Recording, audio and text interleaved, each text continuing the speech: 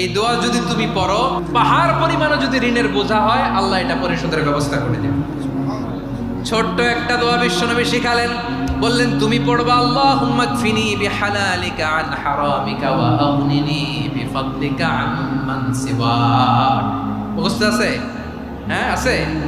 আল্লাহুম্মা কফিনি বিহালালিকা আন হারামিক, আল্লাহ তোমার হালাল দিয়ে আমাকে পরিতুষ্ট করো, হারাম থেকে বাঁচিয়ে রাখো, আর তোমার অনুগ্রহে মানুষের মুখাপেক্ষী যেন আমি না হই, আমি যেন সবসময় তোমার মুখাপেক্ষী হয়, ওই তৌফিক দিও। সুবহানাল্লাহ পড়েন।